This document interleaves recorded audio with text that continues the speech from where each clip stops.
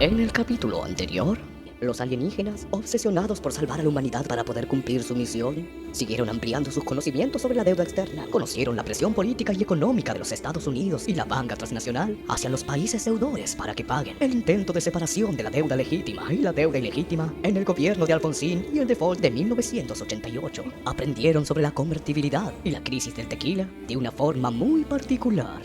Los marcianos seguirán intentando comprender el funcionamiento de este perverso mecanismo y a través de la brecha espacio-temporal modificar la historia para poder desarticular este peligroso obstáculo para el desarrollo humano, salvar a la humanidad y así cumplir su misión. Respirar un poco de aire puro nos va a hacer bien a todos. Bueno, estirar las piernas es muy saludable. Mirar el paisaje.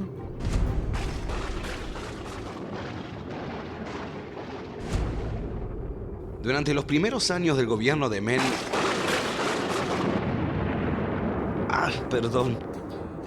Del primer gobierno del señor Gato y en medio de la hiperinflación, asume como ministro de Economía Domingo Felipe Cavallo. ¿Caballo? ¿Caballo? ¿Como el animal? No, bueno, casi. ¿Qué hizo este caballo? Fue el impulsor de la ley de convertibilidad, un plan basado en fijar el dólar 1 a 1 con el peso. También se dispuso que el 100% de los billetes y monedas en circulación estuvieran respaldados por reservas en divisas del Banco Central. ¿Y eso dio algún resultado? Bueno, los argentinos estaban acostumbrados a gobiernos con inflaciones constantes. Por eso el 1 a 1 trajo tranquilidad, despejó el peligro de la inflación y al estabilizarse los precios, se reanimó el consumo. Eso no está nada mal. No, pero eso fue lo que pasó hasta 1995. El aparato productivo, que ya estaba siendo destruido desde 1976 con el cambio de modelo económico instaurado por la última dictadura, se debilitó completamente en 1995, ya que la convertibilidad hacía que las industrias no pudieran competir con los productos del exterior debido al tipo de cambio. ¿Y eso por qué pasaba? Bueno, los productos nacionales eran caros en comparación a iguales productos de otros países y eso provocó que empezaran a desaparecer las empresas pequeñas y medianas. Y eso hace que también haya menos empleo. Así es, cae el empleo, cae el consumo y a su vez cae la recaudación y la economía entra en un círculo vicioso. Argentina cada vez importa más y exporta menos, lo que deriva en una balanza comercial negativa. ¿Eso qué quiere decir? Que compramos más de lo que vendemos y por lo tanto, la única forma de mantener el modelo de la convertibilidad es mediante un endeudamiento constante. Pidiendo más y más dinero. Además, con la presión de los acreedores, que estarían muy ansiosos por cobrar. Los banqueros y el sistema financiero, preocupados porque Argentina y muchos países de Latinoamérica no pagaban sus deudas, idearon el Plan Brady. ¿Y cuál era la idea? Bueno, y con el Plan Brady se buscaba reestructurar la deuda de los países en desarrollo. Para que se les hiciera más fácil pagar. Los medios de prensa del país informan que los negociadores argentinos buscaban una reducción del 37% de la deuda, que por ese entonces era de 59.000 millones de dólares. Eso suena alentador. La verdad que sí. ¿Y entonces? Y entonces, lo acordado se hallaba muy lejos de las expectativas creadas por los negociadores argentinos. El acuerdo se reduce a refinanciar 29.900 millones de dólares, es decir, la mitad del total. Esa cifra surge de 20.900 millones de dólares de deuda no vencida y de 9.000 millones de dólares de intereses atrasados. Los 9.000 millones de dólares de intereses atrasados se cancelan con 400 millones en efectivo y 8.600 millones en bonos a 12 años. Los 20.900 millones de dólares se refinancian con bonos, de los cuales solo 7.300 millones tienen una quita del 35%. Es decir, 2.555 millones de dólares. Es decir, que solo les perdonaban 2.555 millones. Algo bien distinto del 37% que se había hablado. Bien distinto. Es un desastre, pero algo es algo. Son casi 2.600 millones menos. Sí, pero ¿a costa de qué? ¿A costa de qué? Primero, que la deuda, en vez de estar concentrada en los bancos a través de los bonos Brady, pasa a estar distribuida entre tenedores de bonos anónimos y dispersos, por lo que los bancos se sacan el problema de encima. Porque ya no le debían esa parte de la deuda a los bancos, sino a personas particulares. Exacto. Segundo, el canje de los títulos inhabilita a la Argentina para impugnar los títulos como ilegítimos.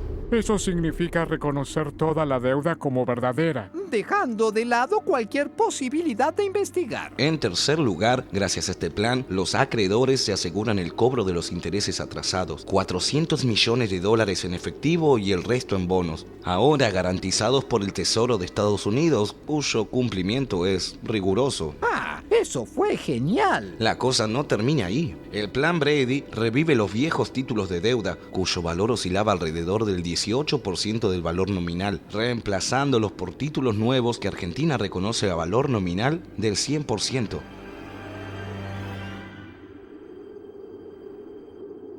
¿Podría explicar eso de otra forma?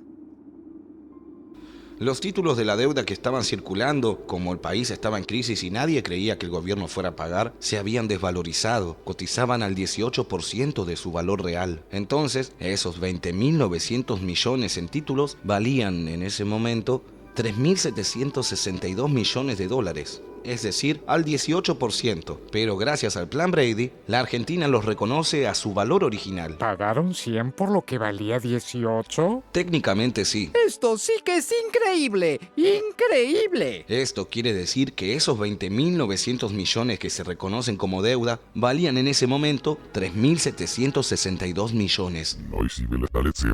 Por supuesto, doctor. Comprar esos bonos en el mercado es lo que deberían haber hecho, ¿verdad? Exacto. Habría que haber recomprado esos bonos en el mercado o, en todo caso, discutir su nueva valorización. ¿Y qué pasó después? El 14 de mayo de 1995 se realizaron las elecciones presidenciales. Con casi el 50% de los votos es reelegido el señor Gato. Sin dudas, la tendencia humana al autoexterminio es muy fuerte.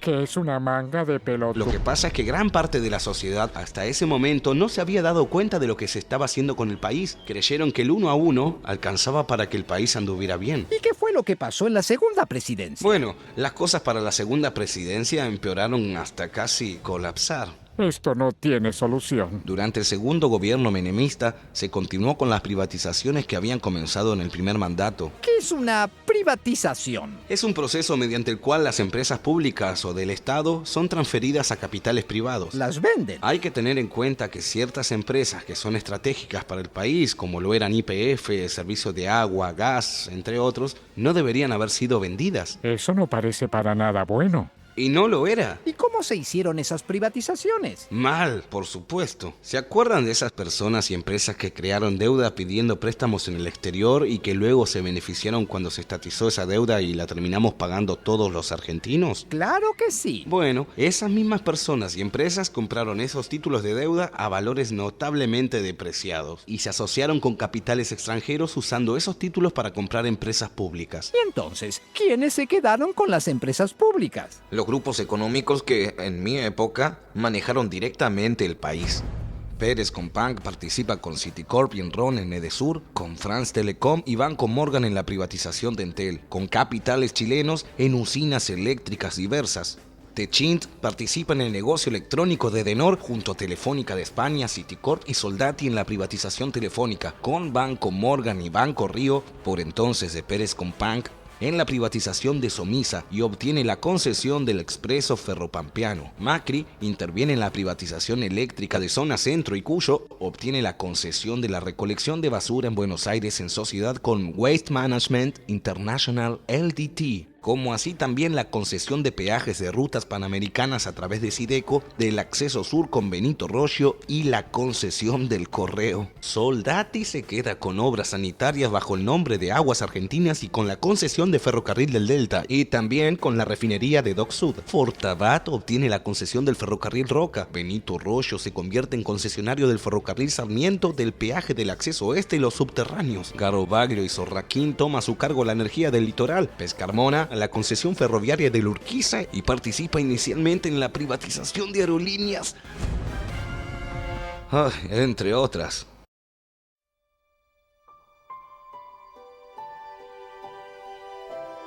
Argentina, con el 1 a 1, se convierte en un paraíso de importaciones y a las empresas pequeñas y medianas les cuesta mucho competir con los precios internacionales. Si a esto le sumamos la plata que se llevan al exterior las empresas privatizadas. Claro, porque el dinero que ganaban las empresas que vendieron se iba para afuera también. Exacto. Si sumamos una cosa a la otra, nos damos cuenta de que lo que sale es mucho más de lo que entra y que esa es una situación imposible de sostener, porque se gasta más de lo que se recauda. A menos que se pida plata para cubrir el agujero. Y así es como nuestro país pasa a vivir ahora para pagar los servicios de la deuda. El presupuesto ya no se usa más para mejorar la salud y la educación, ni la alimentación y la vivienda, sino para pagar los servicios de la deuda. Y así, una vez más, paga la población. La gente, como siempre, es la única víctima. Sufre las pésimas jubilaciones, las terribles condiciones en salud y educación, la disminución de sueldos de los empleados públicos y la reducción del presupuesto de la cultura. A esto se agrega que gran cantidad de empresas privadas, algunas tradicionales, son vendidas a capitales extranjeros. Entre 1990 y 1998,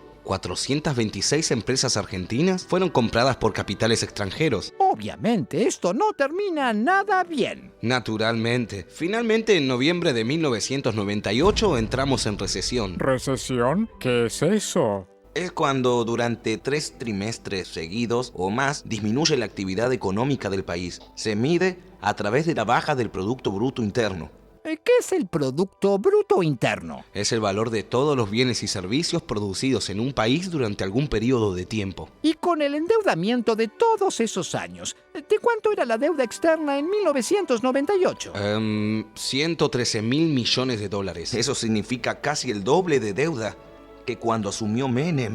Supongo que con este panorama se le habrá hecho insostenible el último tiempo de mandato. Lo deben haber sacado a patadas. No crean, hizo un intento de reforma constitucional para poder ser reelegido por tercera vez. Pero bueno, la recesión y las acusaciones de corrupción tuvieron como consecuencia un descenso en su popularidad, además de una desocupación del 15% para 1999. Y así el señor Gatto terminó su gobierno el 10 de diciembre de ese mismo año. Vamos, cuéntenos. Seguramente un cambio de gobierno va a hacer que las cosas estén mejor. ¿Están seguros de que quieren que les cuente? Sí, adelante.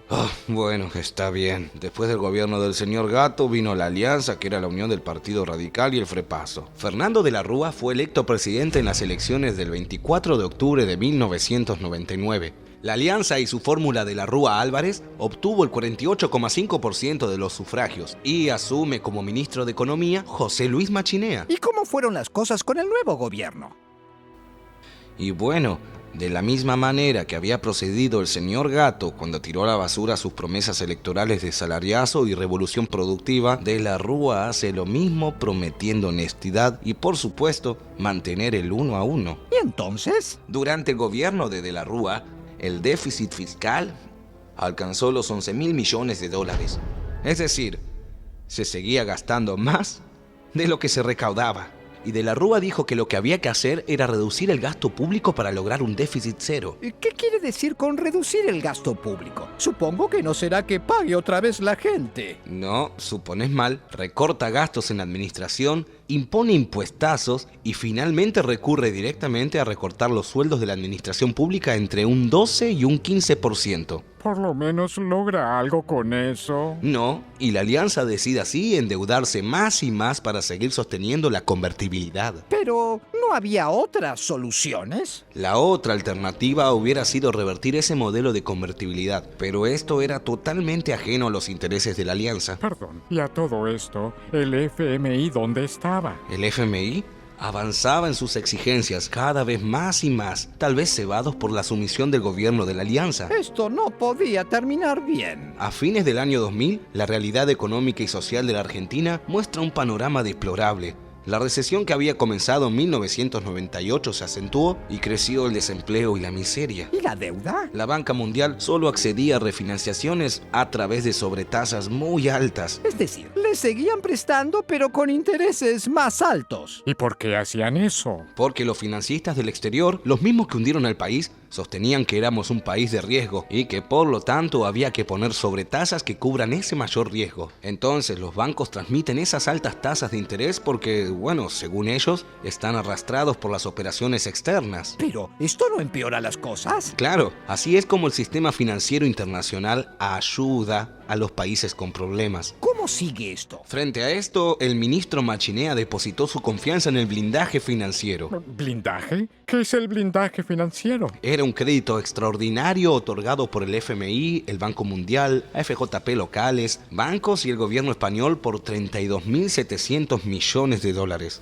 puesto a disposición del gobierno argentino para eventuales urgencias. ¿Les dieron directamente los 32.700 millones? ¿Así nomás? Por supuesto que no. Debían cumplir con las siguientes condiciones: equilibrio fiscal, evitar nuevos endeudamientos y desregular las obras sociales. ¿Y qué efecto tendría el blindaje? Con el blindaje, el país podría obtener créditos a tasas casi normales, y esto, según se prometía, bajaría también las tasas de interés internas, con lo cual se reactivaría la economía. Es como un crédito que sirve para pedir más crédito. Algo así como un aval que nos permitía pedir más plata sin sobretasas, o con sobretasas menores. ¿Y qué pasó? Duró poco. Los organismos internacionales consideraron que el gobierno argentino no cumplió con las obligaciones asumidas, y a 2 meses de su implementación se desmoronó. Este fracaso provocó la renuncia del ministro de Economía Machinea en marzo del 2001. ¿Y quién entra? Ricardo López Murphy ocupa el Ministerio de Economía, quien a poco de asumir anunció un recorte de 2.000 millones de dólares en gastos de la administración pública, que incluía un recorte del 5% a las universidades públicas. ¡Excelente! Este anuncio provocó multitudinarias protestas y motivó el pedido de renuncia de López Murphy pocos días después por parte del Poder Ejecutivo, y el 20 de marzo del 2001 fue reemplazado por Domingo Cavallo. ¿Caballo? ¿El caballo de antes? ¿El de la convertibilidad? No solo el de la convertibilidad, también el mismo de la estatización de la deuda privada en 1982. ¿Pretenden curar la enfermedad recurriendo al microbio que la gestó? Esto no puede estar peor. Créeme, sí puede. ¿Qué sigue? Terminemos con esto de una vez. Cavallo recurrió a una serie de emparches al modelo, ratificó la política del déficit cero y anunció una nueva negociación con los acreedores externos, el megacanje. El megacanje. Ay, ¿de dónde sacan esos nombres? ¿Qué es el megacanje? El megacanje fue un procedimiento para refinanciar los vencimientos de los siguientes 5 años y canjear esos bonos por otros con vencimientos a mayores plazos, y se pagaron en concepto de comisiones a los bancos que ayudaron en la operatoria 150 millones de dólares. Las negociaciones eran publicitadas como un verdadero triunfo. Según el FMI, el megacanje le permitió a la Argentina ahorrar 12.600 millones de obligaciones de la deuda en el periodo 2001-2005, pero a un costo de 22.100 millones. En síntesis, el corrimiento de plazos se tradujo en un aumento de la deuda equivalente a aproximadamente 10.000 millones. Ah, qué bien. ¿Al menos sirvió para algo? No, el megacanje ni siquiera mostró atisbos de provocar una mejoría en lo económico ni en lo social. Una agobiante sensación de frustración domina a amplios sectores de la sociedad argentina que 2 años atrás habían encendido alguna esperanza. En noviembre de 2001, la desconfianza comenzó a recorrer los bancos y las financieras. Los rumores se multiplicaron y mientras algunos alertaban acerca de una inmediata cesación de pagos, otros advertían que la convertibilidad ya no resistiría y habría devaluación. Mientras el Banco Central miraba hacia las nubes, los grandes inversores concretaban retiros y más retiros de dólares del sistema financiero, colocándolo en gravísima situación. Para el 21 de noviembre, las reservas monetarias cayeron y se acentuó la fuga de capitales en el exterior. Entre enero y diciembre del 2001 se habían fugado 13.000 millones de dólares. ¿Y de la Rúa no hacía nada? De la Rúa y Cavallo se resistían a admitir que la convertibilidad había colapsado, porque eso agravaría aún más la situación, y rechazaban la idea de devaluar, también la idea de declararse en default, pero en diciembre había nuevos vencimientos y el Estado no tenía fondos para pagarlos. El 1 de diciembre, Cavallo decide aprisionar los depósitos bancarios de los clientes como única forma de frenar su salida. Esto se llamó corralito. ¿No les dejaban sacar su dinero a la gente de los bancos? Eso fue lo que dije. Siga, por favor. Los depositantes salieron entonces a las calles reclamando sus ahorros, golpeando cacerolas. Mientras tanto, el 6 de diciembre, el FMI informó que no mandaría el dinero que había comprometido. Hicieron lo mismo el Banco Mundial, la Banca Interamericana de Desarrollo y el gobierno de España. Siempre colaborando. El malestar crecía en los sectores populares y se producían saqueos en algunas ciudades del interior, como Mendoza y Rosario. El 18 de diciembre se generalizan los saqueos a supermercados en el conurbano bonaerense y en el atardecer del jueves 19, De la Rúa anunció la implementación del estado de sitio. ¿Estado de sitio? ¿Qué es el estado de sitio? El estado de sitio representa un concepto equivalente al estado de guerra y por ello se dan a las Fuerzas Armadas facultades preponderantes para los actos de represión y se dicta generalmente en caso de invasión, guerra exterior o guerra civil. El golpeteo de las cacerolas enhebró una red de indignación y protesta que confluyó hacia la Plaza de Mayo. En medio del caos, finalmente Cavallo renunció. Y unas horas más tarde, De la Rúa también presenta su renuncia. La represión desencadenó más de 25 muertos en todo el país. ¿Por qué lo hicieron? Terminaremos matándolo. Exacto. No tiene importancia, no es mucho más lo que puede decirnos. No le quedan muchos años de relato. No logramos ningún resultado positivo hasta el momento. Esto es un desastre. No cabe duda que lo más conveniente es dar a conocer esta estafa. ¿Pero cómo? Debe haber alguna manera. Tripulación, disculpen la interrupción, pero es probable que la tecnología pueda ayudarlos. Hay un medio masivo que puede ayudar a difundir información en todo el planeta. ¿Y cuál es? Internet. ¿Y eso qué es? Internet consiste en una red internacional de redes. A través de ella, diferentes computadoras ubicadas en diferentes partes del mundo pueden compartir cualquier información. ¿Cualquier información? Correcto. Pero eso es excelente. Computadora, hagámoslo inmediatamente.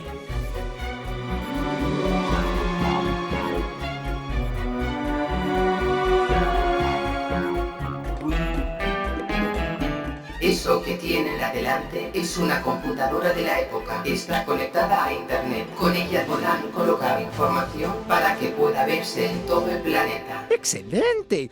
Lo único que tenemos que hacer es grabar un video contándoles la verdad y mostrarles el futuro que les espera y listo. Estoy ansioso por empezar. Veamos cómo funciona esto. No puede ser muy difícil.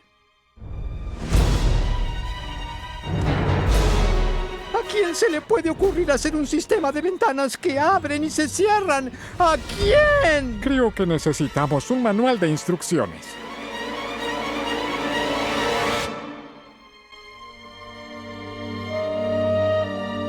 Y eso es lo que va a ocurrirles. Es importante que hagan algo para evitarlo. Es importante que todos lo sepan.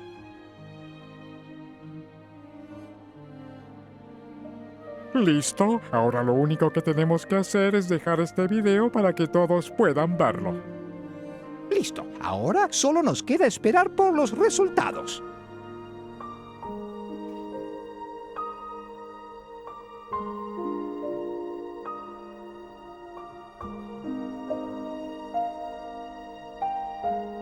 Tripulación, despierten. Les tengo muy buenas noticias.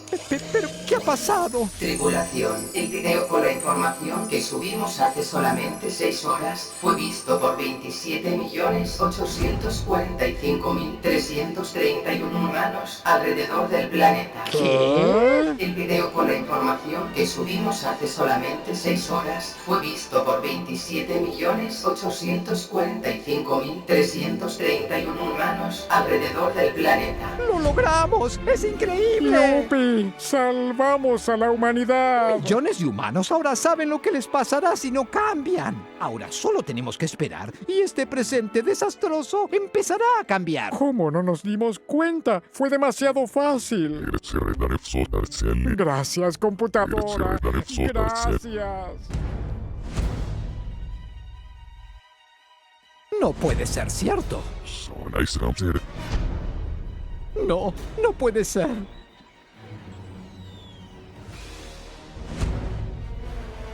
No nos creyeron. No nos creyeron. No puede ser. Creen que todo es mentira. Esa era nuestra última esperanza.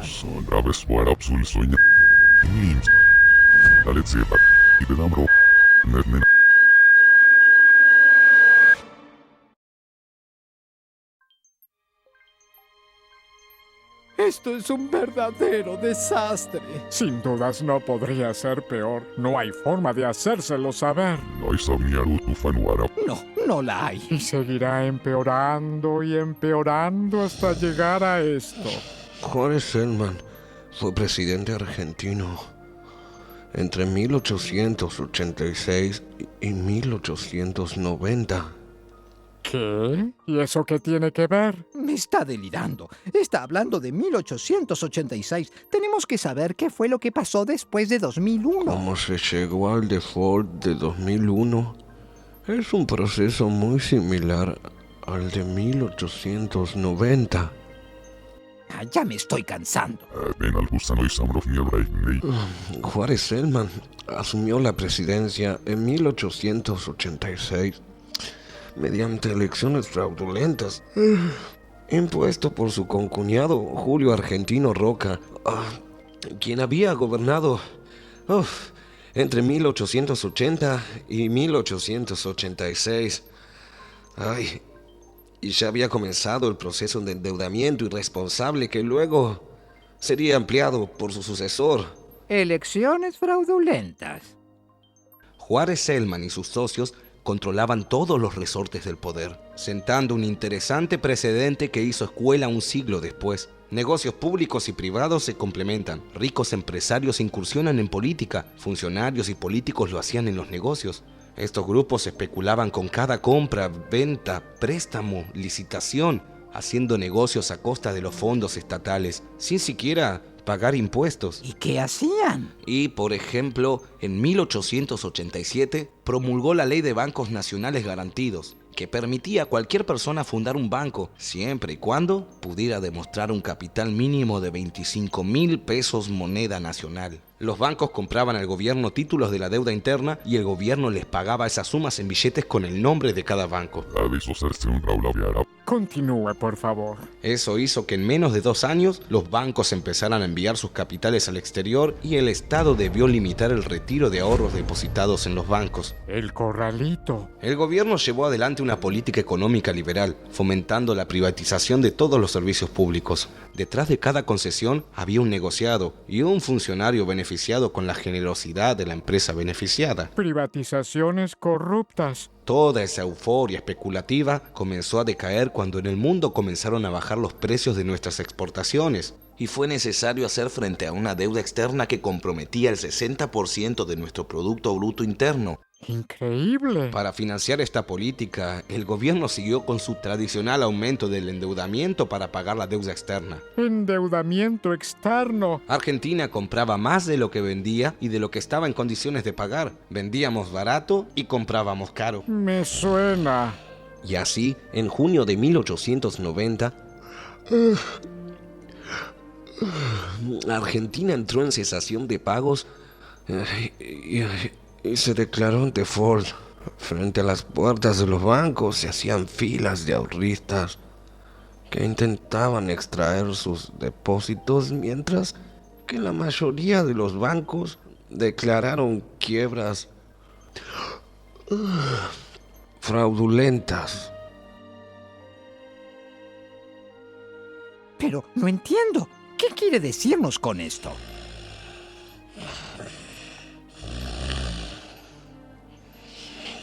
Creo que lo que nos está queriendo decir es que ya pasaron por la misma situación. Sí, ¿y qué con eso? Que ya pasaron por lo mismo y salieron. Lo pueden volver a hacer. Sí, pero eso también quiere decir que si pasaron por lo mismo, es muy probable que se vuelva a repetir y a repetir. La segunda fue peor que la primera y cada vez será peor. Cada vez será peor. En el capítulo de hoy, los alienígenas siguieron con su investigación de la deuda externa, convencidos de que podrán revertir la tendencia humana al autoexterminio. Así, aprendieron sobre los 2 gobiernos menemistas, la convertibilidad y sus consecuencias, las privatizaciones y el endeudamiento para sostener la convertibilidad. Conocieron el gobierno de la alianza con Fernando de la Rúa a la cabeza y el blindaje financiero de Machinea, y más tarde, la vuelta de Domingo Cavallo al Ministerio de Economía y el megacanje. Y sobre el final, hicieron otro intento de dar a conocer esta estafa, pero esta vez con un video subido a internet. ¿Subieron un video a internet? Así es. ¿Y qué consiguieron? Nada, obviamente. Nada. Y claro, eso sí fue tonto. Internet era una biblioteca de Babel. Estaba lleno de porquerías. Brrr. Ajá, no hay de qué preocuparse. Les queda poco, muy poco.